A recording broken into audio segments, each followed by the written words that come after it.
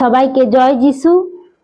আমাদের প্রত্যেকটা বিশ্বাসীর পরমেশ্বরের বাক্যে গুরুত্ব দেওয়া উচিত। আমরা যখন পরমেশ্বরের বাক্যে গুরুত্ব দেব, পরমেশ্বর আমাদেরকে গুরুত্ব দেবে। পরমেশ্বর আমাদের প্রত্যেকটা কাজে আশীর্বাদ দেবে।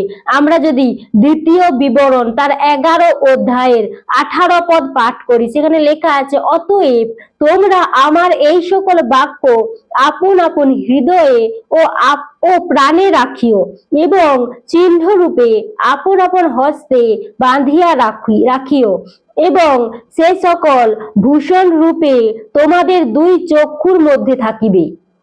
19 আর তোমরা গৃহে উপবেশন ও পথে গমনকালে এবং শয়ন ও গাত্রস্থানকালে ওই সকল কথার প্রসঙ্গ করিয়া আপন আপন সন্তানদিগকে শিক্ষা দিও। আর তুমি আপন গৃহদ্বারের পার্শ্ব কাষ্ঠে ও আপন দ্বারে তাহা লিখিয়া রাখিও। হালেলুয়া। আজ পরমেশ্বরের বাক্য বলছে, যদি তুমি পরমেশ্বরের বিশ্বাসী হও, আজ যদি তুমি পরমেশ্বরের সন্তান হয়ে থাকো, আজকে যদি তুমি পরমেশ্বরের দাস দাসী হয়ে থাকো, তুমি পরমেশ্বরের বাক্যকে লিখে রাখো।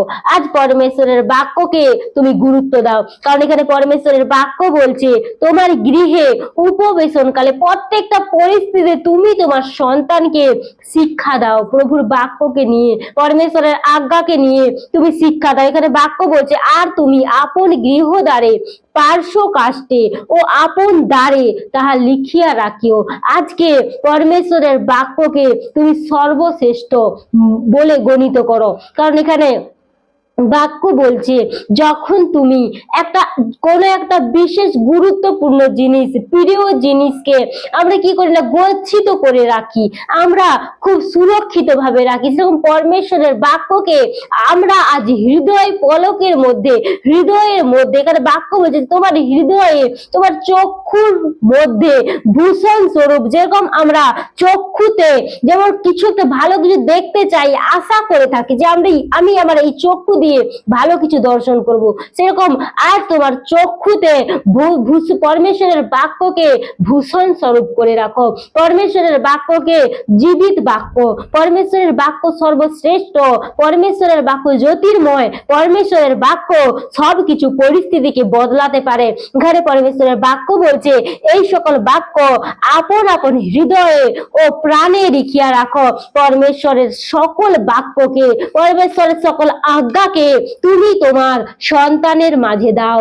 তুমি, এখানে বাক্য বলছে যে অনেক ব্যক্তি আছে যারা তাদের সন্তানকে সঠিকভাবে শিক্ষা দিয়ে থাকে না।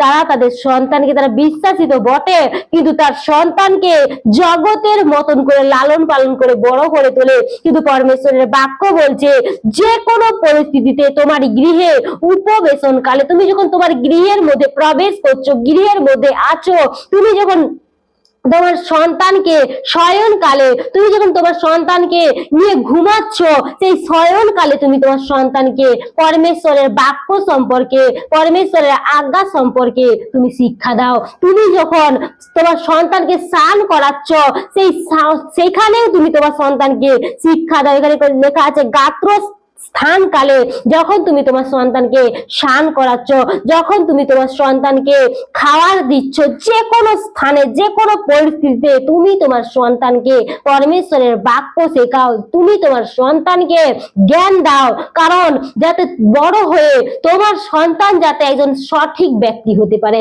বড় হয়ে যেন তোমার সন্তান পরমেশ্বরের সেবাকারী হতে পারে, বড় হয়ে যেন তোমার সন্তান পরমেশ্বরের আজ্ঞাবাহী হতে পারে। কারণ এখানে পরমেশ্বরের বাক্য বলছে, অতএব তোমরা আমার এই সকল বাক্য আপন আপন হৃদয়ে ও আপন প্রাণে রাখিও। পরমেশ্বরের বাক্যকে নিজের হৃদয়ের মধ্যে সঞ্চয় করে রাখো, নিজের প্রাণের মধ্যে রাখো, যেন কোনো মতে দুষ্ট আত্মা তোমার মধ্য থেকে পরমেশ্বরের বাক্যকে হরণ করতে না পারে। তার জন্য প্রত্যেকটা বাক্যকে তুমি নিজের মধ্যে সঞ্চয় করে রাখো, ভূষণ রূপে তোমার দুই চক্ষুর মধ্যে তুমি রেখে দাও। এখানে পরমেশ্বরের বাক্য বলছে যে অনেক ব্যক্তি আছো, তোমরা তোমাদের গৃহের মধ্যে পরমেশ্বরের বাক্যকে তোমরা বাঁধিয়ে রাখতে পারো। যেমন পুরাতন যুগে এখানে পরমেশ্বর বলছে, পার্শ্ব কাষ্ঠে, তোমার যে পার্শ্ব কাষ্ঠ আছে, তোমার গৃহে যে কাষ্ট আছে, দরজা আছে, যেখানে তুমি প্রবেশ করো, সেই প্রবেশ দ্বারে তুমি পরমেশ্বরের বাক্যকে লিখে রাখো। তোমার গৃহের মধ্যে তুমি পরমেশ্বরের জীবন্ত বাক্যকে লিখে রাখো। কারণ যখন তুমি সেই বাক্যের দিকে দৃষ্টিপাত করবে, তখন সেই বাক্য দ্বারা তুমি আশীর্বাদ প্রাপ্ত হবে।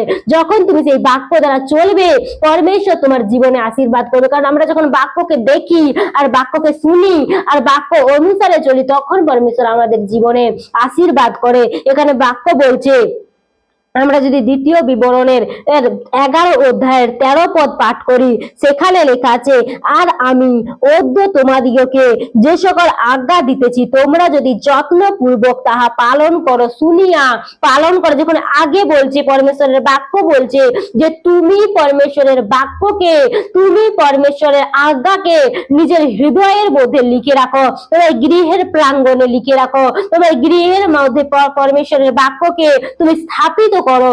গৃহের মধ্যে তুমি পরমেশ্বরের বাক্যকে লিখে রাখো, পরমেশ্বরের আজ্ঞাকে লিখে রাখো। তোমার সন্তানদেরকে তুমি সুশিক্ষা দাও। এখানে বাক্য বলছে যে তুমি যত্নপূর্বক যখন তা শুনে পালন করবে পরমেশ্বরের আজ্ঞাকে, তখন পরমেশ্বর তোমার সব কিছুতে আশীর্বাদ করবে।